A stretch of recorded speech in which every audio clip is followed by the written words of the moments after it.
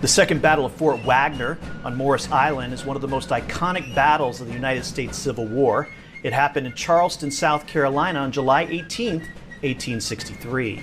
Although Charleston was an important port for the Confederates early in the war, by 1863 the Union blockade of the city had bottled up the harbor and made it pretty much worthless. But Charleston was symbolic of the Confederate cause, so its capture would be a major prize for the Union. Union General Quincy Gillmore was tasked with capturing the Confederate stronghold. His plan was to approach the city from the south and capture Morris Island, located at the entrance to the harbor. On July 10th, Gillmore's troops quickly secured most of Morris Island, but still faced Battle of Wagner, an imposing fortress. The fort was 30 feet high, nearly 300 feet from north to south, and over 600 feet from east to west. Inside were 1,600 Confederates, 10 heavy cannon, and a mortar capable of hitting ships off the coast. Gillmore attacked on July 11th, but the attack was easily repulsed. He regrouped and set about planning a much larger assault of the fortress. Beginning the morning of July 18th, Union artillery, ships, and ironclads began bombarding Fort Wagner.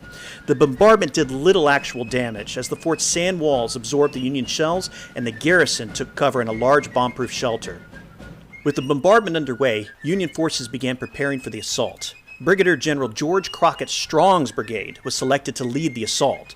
Strong accorded Colonel Robert Gould Shaw's 54th Massachusetts, one of the first regiments composed of African-American troops, the honor of leading the assault. As the bombardment concluded, Shaw raised his sword and signaled the advance. Moving forward, the Union advance was compressed at a very narrow point in the beach.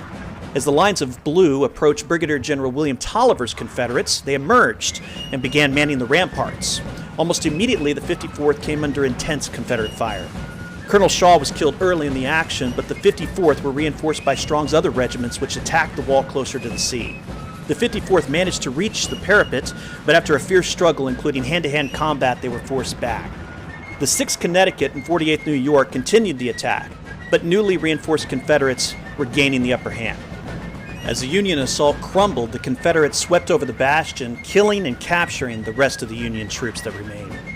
General George Crockett Strong was mortally wounded in the thigh during the battle. He later died. Also, another of the 54th's casualties was Lewis Douglas, son of the famous orator Frederick Douglass. After the July 18th battle, Gillmore settled in for a long siege. The Confederates finally evacuated the fort on September 7, 1863.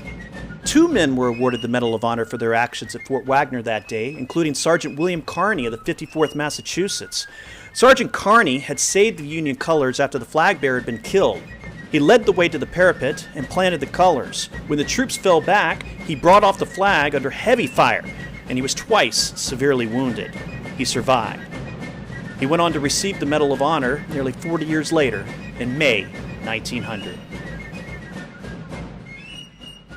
And now we know. And knowing is half the battle.